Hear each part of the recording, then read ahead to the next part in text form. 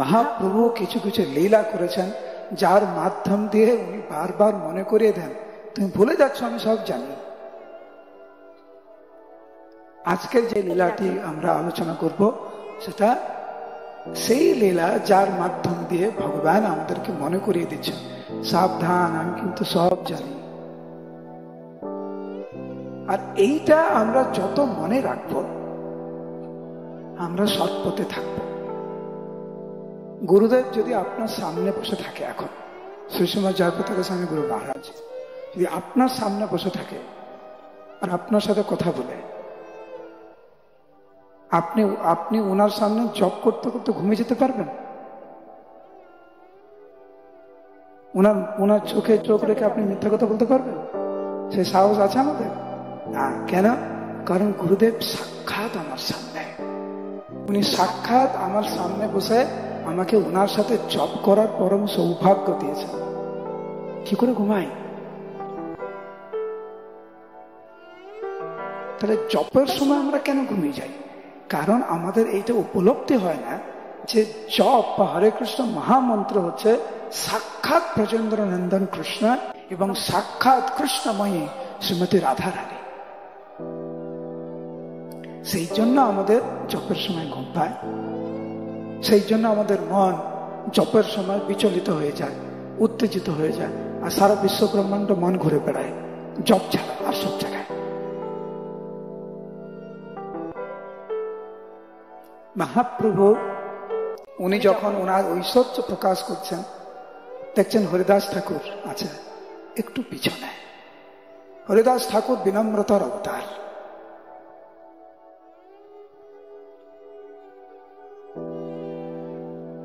অনেকে আছে সামনে, সরো আমি সামনে। আর কিছু ভক্ত আছে সবসময় পিছনে থাকতে ভালোবাসে। মহান বৈষ্ণব, মহান ভাগবত। হরিদাস ঠাকুরের স্বভাব ওইরকম ছিল, পিছনে। মহাপ্রভু ওনাকে সামনে ডাকলেন, সমস্ত ভক্তদের সামনে, এবং এমন কিছু কথা বললেন শ্রীমান মহাপ্রভু হরিদাস ঠাকুরকে, যেই ঘটনা ঘটেছিল যেই ঘটনা ঘটেছিল মহাপ্রভুর আবির্ভাবের পূর্বে, এবং এই ঘটনা কেউ জানত না। আমাদের কিন্তু সবার এমন কিছু ঘটনা ঘটেছে আমাদের জীবনে যেটা আমরা কাউকে বলিনি, এমনকি বাবা মাকেও না এবং সবচাইতে ঘনিষ্ঠ বন্ধুকেও না। যারা বলবে না না প্রভু আমার জীবনে এরকম কিচ্ছু নাই, পুরো মিথ্যা কথা বলছে। আমাদের সবার জীবনে গুপ্ত কিছু ঘটনা ঘটেছে যেটা আমরা লজ্জায় বা অন্য কোনো কারণে, ভয়ে হোক বা কোনো কারণে হোক, আমরা বলতে পারি না। ঠিক বলছে না ভুল বলছে? যারা ঠিক বলছে তারা হয়তো ভাবছে পরে আমাকে জিজ্ঞাসা করি ঘটনাটা কি। কেউ তোমাদের জিজ্ঞাসা করবে না, আর জিজ্ঞাসা করলেও তো তোমরা বলবে না, সেটা সবাই জানে। সবার জীবনে এরকম ঘটনা আছে, কেউ ব্যতিক্রম। ভগবান সব জানে। মহাপ্রভু হরিদাস ঠাকুরকে উনি বলছেন, হরিদাস এসো এসো, তুমি সামনে এসো, আমাকে দর্শন করো, তুমি তাকাও আমার দিকে।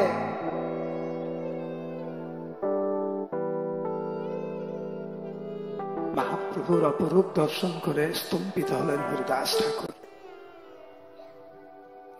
মহাপ্রভু মধুর বচনে হরিদাস ঠাকুরকে বলতে লাগলেন,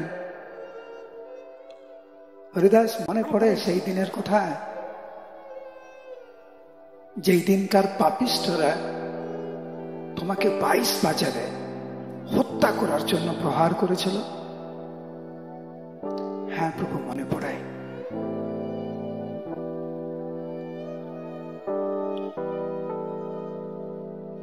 তারপরে মহাপ্রভু বললেন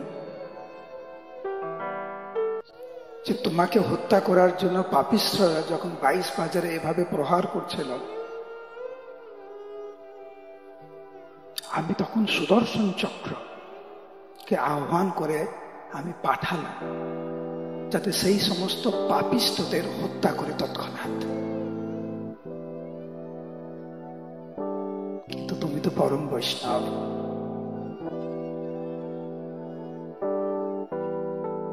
যা আছে থাক, আর না।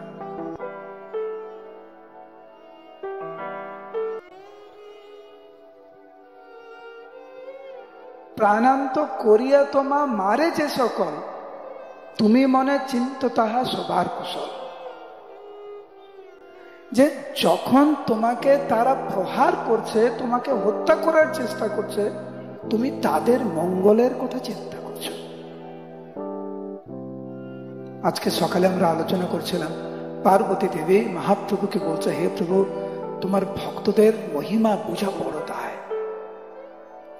আমি চিত্রকেতুর চরণে অপরাধ করলাম, আর চিত্রকেতু আমার কাছে ক্ষমা চাইছে।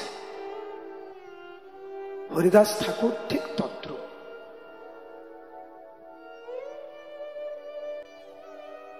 যে পাপিষ্ঠরা তোমাকে হত্যা করার জন্য প্রহার করছে, আর যারা তোমাকে প্রহার করছে তাদের মঙ্গলের কথা তুমি চিন্তা করছো। তুমি যে মার খাচ্ছ সেটা আমাকে বলছো না, আপনে মারান খাও তাহা নাই লেখো, তখনও তা সবার মনে ভালো দেখো। যখন তুমি কষ্টের মধ্যে আছো তখনও তুমি অন্যদের ভালো কি করে হয় তার কথা তুমি চিন্তা করো, তাদের কথা তুমি চিন্তা করো। এটি হচ্ছে বৈষ্ণবের মহিমা।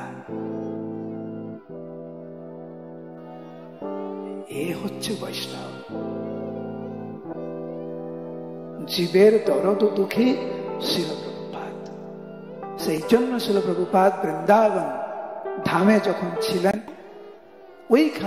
ওইখান থেকে উনি জলদূত জাহাজে করে উনি আমেরিকায় গেলেন। কেন? যাতে যারা দুঃখ পাচ্ছে তাদেরকে অপ্রাকৃত আনন্দ প্রদান করার জন্য।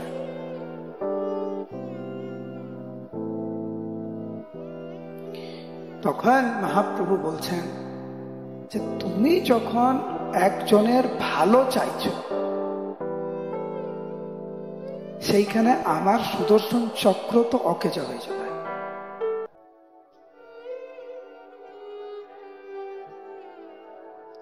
তেল চক্র তোমা লাগি সে হয় বিফল। সেই জন্য একজন শুদ্ধ বৈষ্ণব যখন আমাদের জন্য ভগবানের কাছে প্রার্থনা করে,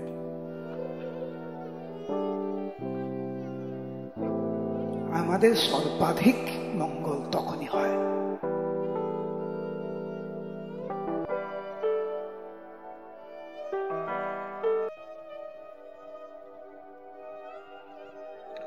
কৃষ্ণ সে তোমার, তুমি দিতে পারো, তোমারও শক্তি আছে।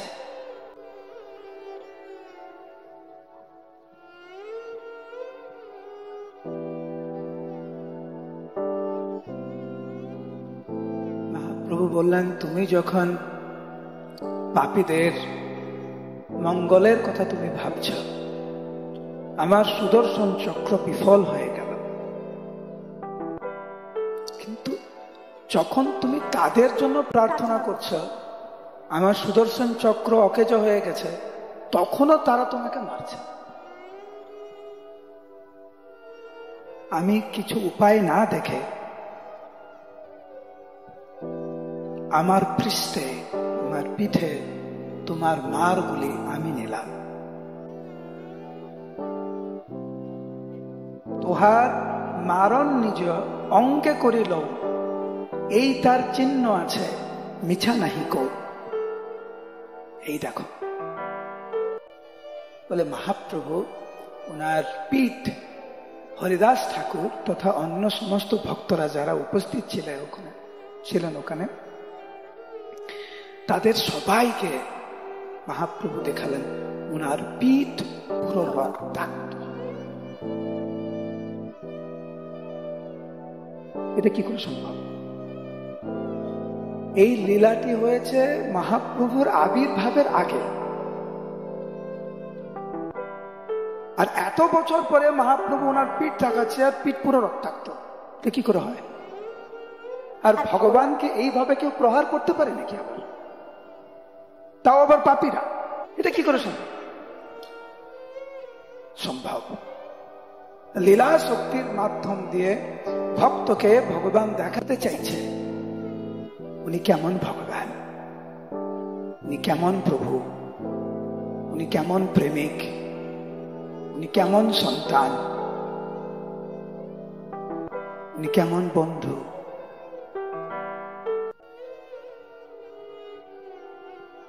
এরকম ভালোবাসার ভগবানকে আপনি কোথায় পাবেন? প্রভু মুখে শুনি মহা কারুণ্য বচন, মূর্ছিতা পড়িলা হরিদাস ততক্ষণ। এই দৃশ্য দর্শন করে হরিদাস ঠাকুর তৎক্ষণাৎ মূর্ছিত হয়ে পড়ে গেলেন, নিজেকে ধিক্কার দিতে লাগলেন। হা হন্ত হন্ত দুর্তেন বিপচ্যমানম মাপধিক দিগস্ত মম কর্ম জনুষ্ঠ দিক ধিক।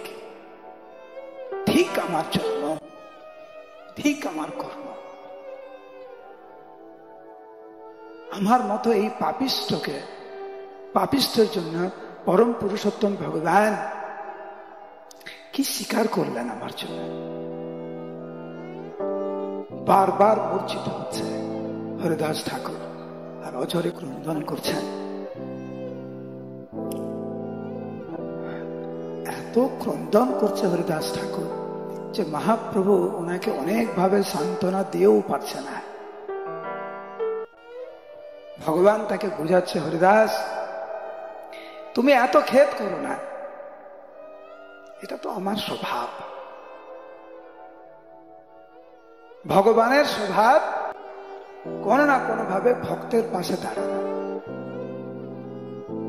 ভগবান উদাহরণ দিলেন ব্রজবাসীদের। আরাধ্য ভগবান ব্রজেশ তনয়স তদ্ধাম বৃন্দাবন রম্যা ক্বাচিৎ উপাসনা ব্রজবধূ বর্গেন ইয়া কল্পিতা। আরাধ্য ভগবান হচ্ছেন কৃষ্ণ, যার ধাম হচ্ছে বৃন্দাবন, এবং ব্রজবাসীরা যেইভাবে ভগবানকে আরাধনা করেছেন, যেইভাবে ভগবানকে ভালোবেসেছেন, তা হচ্ছে সর্বশ্রেষ্ঠতম। ভগবান নিজে উদাহরণ দিচ্ছে, হরিদাস তুমি কি দেখোনি ব্রজবাসীদের জন্য কিভাবে আমি 7 দিন ধরে গিরিরাজ গোবর্ধনকে আমি ধরে রেখেছিলাম। হরিদাস ঠাকুর বলছে, প্রভু আপনি ব্রজবাসীদের পাশে এইভাবে দাঁড়িয়েছেন সেটা তো স্বাভাবিক, কিন্তু আমার মতো পাপীর জন্য আপনি এই কি করলেন? পঞ্চ পাণ্ডবদের জন্য হ্যাঁ আপনি অনেক কষ্ট স্বীকার করেছেন, সেটা তো বাস্তবিক, সেটা স্বাভাবিক, সেটা হওয়া উচিত, কারণ তারা পঞ্চ পাণ্ডব। ব্রজবাসীদের জন্য আপনি করেছেন এটা, সেটা তো স্বাভাবিক, তারা ব্রজবাসী। কিন্তু আমি আমার মতো পাপিষ্ঠ জনের জন্য হে প্রভু কেন আপনি এটা করলেন? মহাপ্রভু ওনাকে সান্ত্বনা দেওয়ার চেষ্টা করলেন। মহাপ্রভু বললেন যে তুমি ভক্তের মধ্যে শ্রেষ্ঠ ভক্ত, তুমি হরিদাস, তুমি আমার হরিদাস। এর থেকে বড় পাওনা ভক্তের হতে পারে না। যখন যখন ভগবান বলবে যে তুমি আমার, গুরুদেব যদি বলে তুমি আমার, এর থেকে বড় কোনো পাওনা হতে পারে না। আমি একটা ক্লাস আছে গুরুমার দীক্ষা দেওয়ার আগে নামমাট্টতে মায়াপুরে কিছুদিন আগে, যাই না আপনারা শুনেছেন এই ক্লাসটি হয়তো, গুরুমাজ বলছেন যে আজ তোমরা যারা যারা দীক্ষা নিচ্ছ, আমি হচ্ছে তোমাদের বাবা। এর থেকে ভক্তের জীবনে বড় কোনো পাওনা হতে পারে না, যেখানে ভগবানের শুদ্ধ প্রতিনিধি একজন বদ্ধ জীবকে আপন করে নেয়।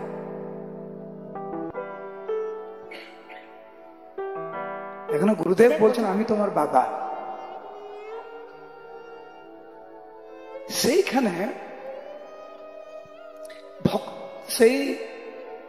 এই যে পাওনা, এটা আমরা অনেকে পেয়েছি, দীক্ষা নিয়েছি গুরুদেবের কাছ থেকে। বিফলে যাবে তখন যখন আমরা গুরুদেবের আদেশকে অমান্য করব।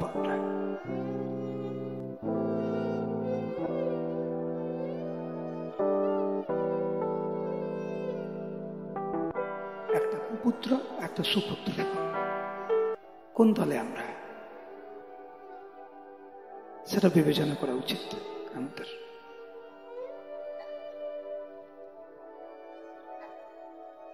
মহাপ্রভু এত করুণা করেছে হরিদাস ঠাকুরকে, হরিদাস ঠাকুর আর নিজেকে সম্বরণ করতে পারছে না। তৎক্ষণাৎ হরিদাস ঠাকুর মহাপ্রভুর চরণে পড়ে গেছে। হে প্রভু, হে আমার পরম পিতা বিশ্বম্ভর, হে জগতের নাথ জগন্নাথ, আমি অতি নীচ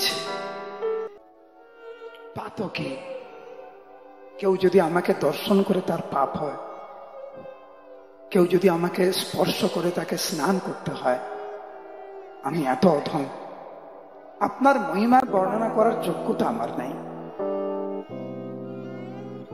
প্রভু, আমি শুনেছি আপনি প্রতিজ্ঞা করেছেন যে যে আপনাকে স্মরণ করে, যে আপনার ভক্ত হয়, আপনি তাকে কখনো পরিত্যাগ করেন না। এটা আমি আপনার মুখেও শুনেছি, শাস্ত্রেও শুনেছি প্রভু। কিন্তু আমার দুর্ভাগ্য সেখানে আপনি কিছু শর্ত দিয়েছেন, যে আপনার ভক্ত হবে, যে আপনাকে স্মরণ করবে, যে ঐকান্তিকতার সহিত হরিনামকে গ্রহণ করবে, আপনি তাকে ত্যাগ করবেন না। কিন্তু প্রভু, না আমি আপনাকে স্মরণ করতে পারি, না আমি আপনার ভক্ত হতে পারলাম, না আমি শুদ্ধভাবে হরিনাম করতে পারলাম, তাহলে আমার কি হবে প্রভু? সেই জন্য আপনি দ্রৌপদীকে, ভক্ত প্রহ্লাদ, পাণ্ডবগণকে, অজামিলকে আপনি উদ্ধার করেছেন। কারণ এদের মধ্যে জ্ঞাত সারে অজ্ঞাত সারে তারা আপনাকে স্মরণ করেছেন। কিন্তু প্রভু, আমি জ্ঞাত সারেও আপনাকে স্মরণ করতে পারি না, অজ্ঞাত সারেও আপনাকে আমি স্মরণ করতে পারি না, তাহলে আমার কি হবে? সেই জন্য প্রভু, এই আমার দুর্দশা যে আমি আপনার ভক্ত নই, না আমি আপনাকে সঠিকভাবে স্মরণ করতে পারি। আমি আপনার কাছে এই বর চাইছি, তথাপিও প্রভু মরে না ছাড়িবে তুই। যদিও আমি আপনার ভক্ত নই, ভক্ত হতে পারছি না, এই প্রার্থনা করি প্রভু যেন আপনি আমাকে ত্যাগ করবেন না। আপনি আমাকে বলছেন আমার দিকে তাকাও, আমাকে দেখো। প্রভু, আপনাকে দেখার আমার যোগ্যতা নেই। হরিদাস ঠাকুর বিনম্রতার সহিত মহাপ্রভুর কাছে একটি বর চাইছে। মহাপ্রভুর কত আপনজন হরিদাস।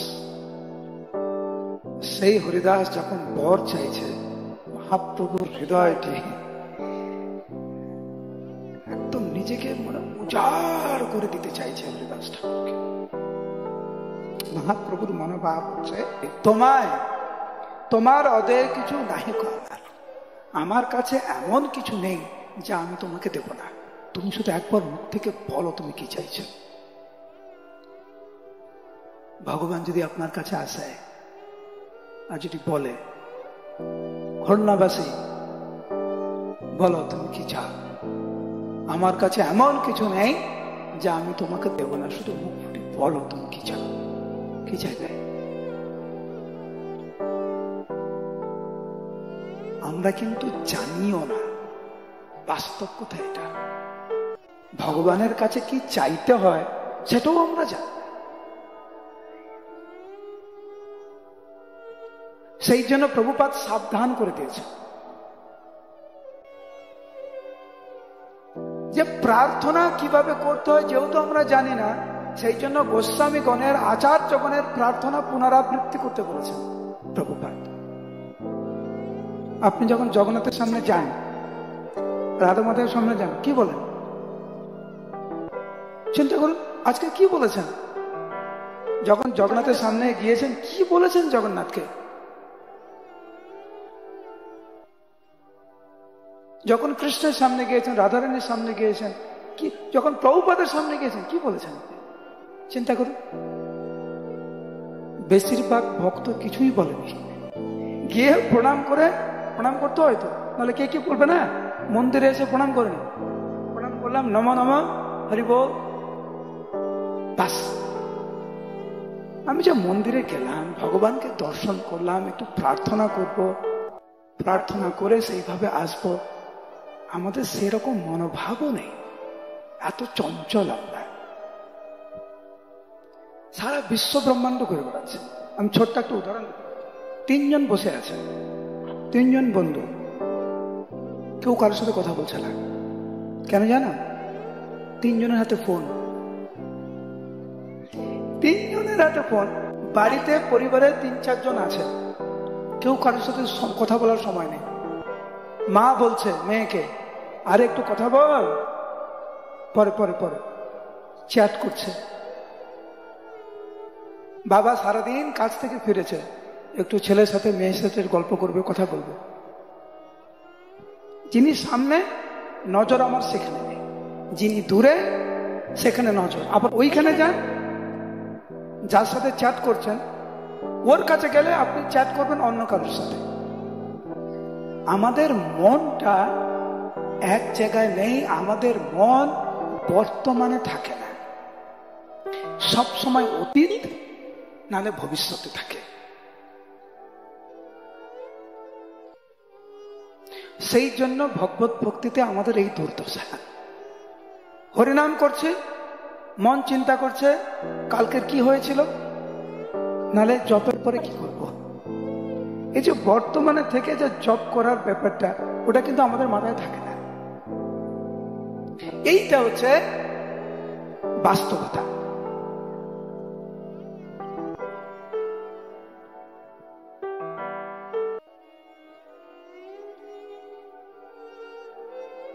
সেই জন্য ভগবান যদি হঠাৎ করে আমাদের জিজ্ঞাসা করে না, কি চা, কি বলবে? রুদিমা কি বলবে? কি বলবে? সেই জন্য হরিদাস ঠাকুরের লীলা আমাদের প্রত্যেকের কাছে আদর্শ। ভগবান বলছেন, প্রভু বলে, বলো বলো সকল তোমার। কিছু দেওয়ার আগেই বলে দিচ্ছে, আমার কাছে যা আছে আমি তোমাকে দিয়ে দিলাম, আমার কাছে এমন কিছু নাই যা আমি তোমাকে দেব না। হরিদাস ঠাকুর চোখ পেলেন একটি, ভগবানের কাছে মনের মতো বর চাওয়া। আর হরিদাস ঠাকুর যে বর চেয়েছেন তা আমাদের অনেকের কাছে কল্পনার অতীত। আমরা কল্পনা করতে পারি না যে ভগবানকে সামনে পেয়েও এরকম বর চাওয়া যায়। যে হরিদাস ঠাকুর যে বরটি ভগবানের কাছে প্রথম চেয়েছিলেন, শুনুন, হে প্রভু, তোমার চরণ ভজে যে সকল দাস, যে সমস্ত ভগবত ভক্ত, যাদের কাছে আপনি সর্বস্ব, আপনাকে ছাড়া তারা কিচ্ছু জানে না, মানস দেহ গেহ যো কিছু মোর, ওর পিলু তুয়া পদে নন্দ কিশোর, এই রকম ভক্ত যারা, তার অবশেষ যেন মোর হয় গ্রাস। আমি তাদের উচ্ছিষ্ট পেয়ে আমি জীবন ধারণ করতে চাই। ভক্তদের উচ্ছিষ্ট, ভক্তদের দাস হয়ে আমি থাকতে চাই। এটি হচ্ছে প্রথম বর চেয়েছিলেন। আমরা ভাবতে পারি ভগবানের কাছে এরকম বর চাইব? চিন্তা করুন, কখনো জগন্নাথকে এরকম বলেছেন, হে জগন্নাথ, আমি আর কিছু চাই না, আমি ভক্তের দাস হতে চাই? এটি হচ্ছে ভগবানের শুদ্ধ ভক্ত আর নবীন ভক্তের মধ্যে পার্থক্য।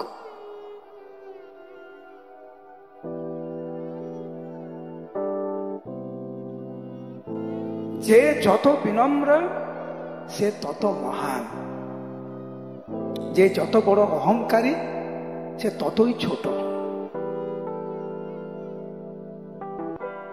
হরিদাস ঠাকুর ভগবানকে বললেন, সফল করহ দাসোচ্ছিষ্ট দিয়া। আমার জীবন আমি সফল করতে চাইছি তোমার ভক্তদের উচ্ছিষ্ট গ্রহণ করে।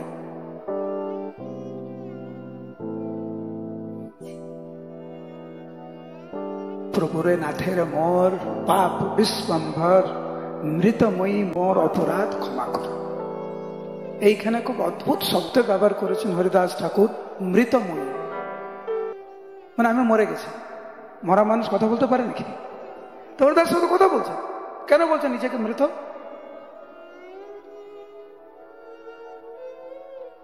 যিনি এই দুর্লভ মানব জীবন পেয়েও ভগবানের চরণ কমলে আত্মসমর্পণ করে না, সে বেঁচে থাকলেও সে মৃতের মতো।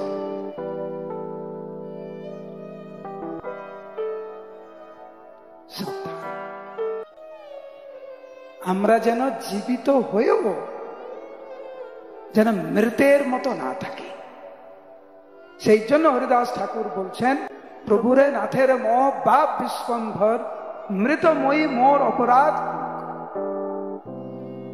তারপরে হরিদাস ঠাকুর বলছেন, হে প্রভু, হে জগন্নাথ, জগতের নাথ, সচির নন্দন বাপ কৃপা করুন। হে প্রভু, আপনি যদি মনে করেন এই জীবনের অন্তিমে আমি ভগবত ধামে যাওয়ার যোগ্যতা আমার হয়নি, তাতে আমার কোনো অসুবিধা নেই। কিন্তু যদি আমাকে আবার এই জগতে জন্মগ্রহণ করতে হয়, তাতেও আমার কোনো দ্বিধা নেই। এই প্রার্থনা আমি চাইছি, প্রভু, যদি আমাকে আবার কুকুর হয়ে জন্মগ্রহণ করতে হয়, আপনি যদি মনে করেন যে মানব দেহ পাওয়ার আমার কোনো যোগ্যতা নেই, আমাকে কুকুর হয়ে জন্মগ্রহণ করতে হবে, তাতেও আমার কোনো দ্বিধা নেই। কিন্তু এই বর আমি চাইছি যাতে ভক্তের গৃহে আমি কুকুর হয়ে জন্মগ্রহণ করতে পারি, আমার আর কোনো চাওয়া পাওয়া নেই। সেই জন্য হরিদাস ঠাকুর বলছেন, কুকুর করিয়া মোরে রাখো ভক্ত করে।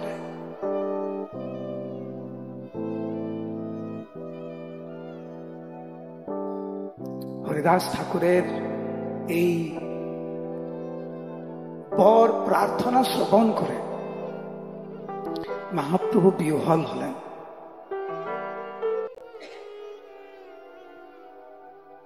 মহাপ্রভু হরিদাস ঠাকুরকে বলছেন, প্রভু বলে, শুনো শুনো মোর হরিদাস, দিবসক তোমার সঙ্গে কইল যেই বাস। আজকে আমরা সকালবেলা লক্ষ্য হীরা দেবীর কাহিনী শুনছিলাম, লীলা শুনছিলাম, যিনি হরিদাস ঠাকুরের কৃপা পেয়েছেন। এইখানে মহাপ্রভু বলছেন, তিলর দেখো তুমি যার সঙ্গে কহ কথা, তুমি যার সাথে একটু কথা বলবে, সে আমাকে পাবে। হরিদাস ঠাকুরের সাথে এক মুহূর্ত কথা বলার ফল কি? পরম পুরুষোত্তম ভগবানকে প্রাপ্ত হওয়া। এইটি হচ্ছে ভগবানের শুদ্ধ ভক্তদের সাথে কথা বলার ফল। ভক্তদের সান্নিধ্যে আসলে ভগবানের প্রতি, নামের প্রতি, ধামের প্রতি অগাধ বিশ্বাস জন্মায়। এটা হচ্ছে প্রকৃত সাধু সঙ্গ।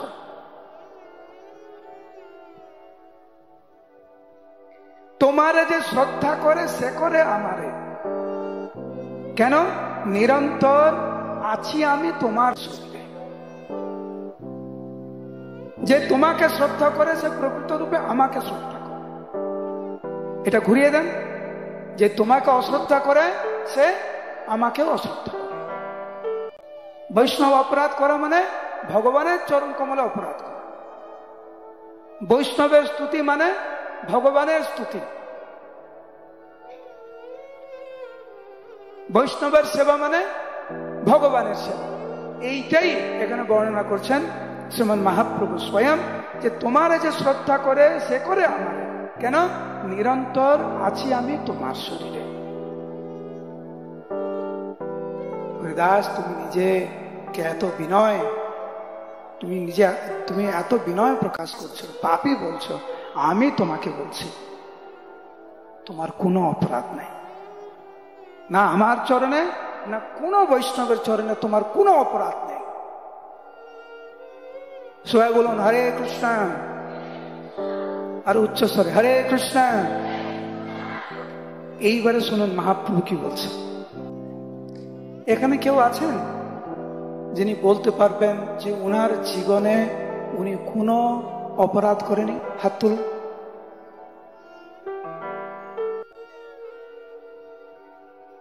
জ্ঞাত সারে বা অজ্ঞাত সারে আমাদের বিভিন্ন পাপ অপরাধ হয়ে যায়। মহাপ্রভু বললেন মোর স্থানে, মোর সর্ব বৈষ্ণবের স্থানে তোমার অপরাধ নেই, সেই জন্য বিনি অপরাধে তোর ভক্তি দিল তাদের। আমি তোমাকে ভক্তি প্রদান করলাম কারণ তুমি কোনো অপরাধ করনি। এর মানে যার অপরাধ আছে তার ভক্তি পাবে না, সে ভক্তিতে তার যোগ্যতা নেই।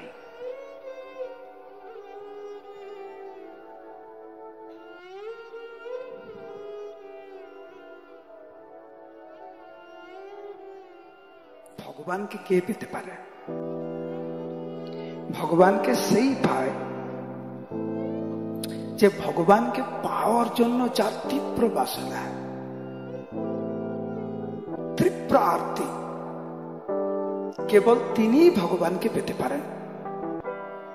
আমাদের মতো, আপনাদের মতো না, আমার মতো যার ভক্তি জীবন হলো হলো, না হলো নাই হলো। আজকে ভালো জব হলো তো ভালো, না হলো তো না হলো, তো কি হবে? আজকে অপরাধ করলাম তো করলাম, আজকে হলো না তো হলো না, কিছু যায় আসে না আমাদের।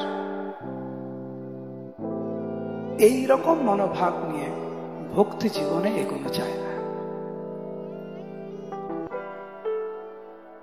এরকম করে কেউ যদি পড়াশোনা করে, পড়লাম পড়লাম, না পড়লাম না পড়লাম, স্কুলে গেলাম তো গেলাম, নাই গেলাম তো নাই গেলাম, কি হয়েছে?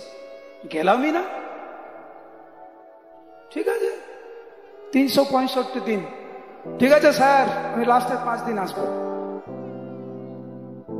আমার ইচ্ছা। যার জীবনধারা এরকম, সে যদি আশা করে এরকম জীবনধারা, কিন্তু শেষে একদম 1 নম্বর ক্লাসে একদম ফার্স্ট, অবাস্তব কথা। সেই জন্য চৈতন্য ভাগবতের বর্ণনা, যাতে কোল ক্রিয়াধনে কিছু নাহি করে, প্রেম ধন আরতি বিনে না পাই কৃষ্ণকে। কৃষ্ণকে পাওয়ার জন্য যে আরতি, কৃষ্ণকে পাওয়ার জন্য যে তীব্র বাসনা, যুগায়িতম নিমিষেনা চক্ষুষাগ্র বিষায়িতম শূন্যায়িতম জগৎ সর্বম গোবিন্দ বিরহে রমে। যিনি কৃষ্ণ বিরহে পাগল, এক নিমেষকে এক যুগ বলে মনে হচ্ছে। আমাদের কি মনে হয়? জগন্নাথকে 1 ঘন্টা না দেখলে মনে হয় 1 যুগ হয়ে গেছে। আরে কয়দিন আগে জন্মাষ্টমী, আবার জন্মাষ্টমী হয়ে গেল। কয়দিন আগে কেন মনে হলো আবার জন্মাষ্টমী? হ্যাঁ ঠিক আছে, জন্মাষ্টমী যাতে উপবাস করতে হবে। আমাদের মনোভাব যদি এরকম হয়, তীব্র বাসনা নেই, তীব্র আরতি নেই, ভগবানকে জানার, ভগবানকে পাওয়ার তীব্র বাসনা নেই, কিন্তু জিজ্ঞাসা করুন এখানে কারা কারা কৃষ্ণ প্রেম চাই? সবাই 2 হাত তুলে হরি বল বলবে। হাত তুলে দিয়েছে অলরেডি, জিজ্ঞাসা করেনি, হাত তুলে দিয়েছে। হাত তোলা খুব ভালো। আমি জিজ্ঞাসা করছি, যদি আপনার ইচ্ছা থাকে তাহলে হরি বল বলবেন। কারা কারা ভালো ভক্ত হতে চায় বলুন হরি বল। কারা কারা কৃষ্ণ প্রেম চায় বলুন হরি বল। কারা কারা গৌর প্রেম চায় বলুন হরি বল। কারা কারা এই জীবনের অন্তিমে ভগবত ধামে ফিরে যেতে চান বলুন হরি বল। খুব ভালো, হরি বল বললেন। এটা কিরকম কথা? আমি যদি জিজ্ঞাসা করি কারা কারা, তোমাদের ক্লাসে স্কুলে ভালো রেজাল্ট করতে চাও, কোন ছাত্র বা কোন ছাত্রী না বলবো বলুন তো? হ্যাঁ বলে ঘুমিয়ে পড়লো। আমাদের অবস্থা যদি এরকম হয়, হ্যাঁ হ্যাঁ প্রভু আমি স্কুলে ভালো রেজাল্ট করতে চাই, তাহলে পড়াশোনা করো, ওইটা হবে। এরকম হয় না? হ্যাঁ, তাহলে কি করে হবে? আমাদের অবস্থা যেন ওরকম না হয়। ভালো ভক্ত হতে চায়, কিন্তু ভালো ভক্ত হওয়ার জন্য কি করণীয় সেটা করবে না, কিন্তু ভালো ভক্ত হবে। বলুন কারা কারা ভালো জব করতে চায়? বলুন হারি বল। যেমন কালকে সকালে জব ক্লাসে ঘুমাবে, তাহলে কি করে হবে? ভালো জব করতে চাই কিন্তু জবের সময় ঘুমাবো। ভালো ভক্ত হতে চাই, ভক্তি জীবন করবো না, সেটা কি করে সম্ভব? তো হরিদাস ঠাকুর আমাদেরকে দেখিয়ে দিলেন শুধু মুখে বলা না, এখন কার্যের মাধ্যমে আমরা সত্যিকারের কি চাইছি সেটা প্রকাশ করা উচিত।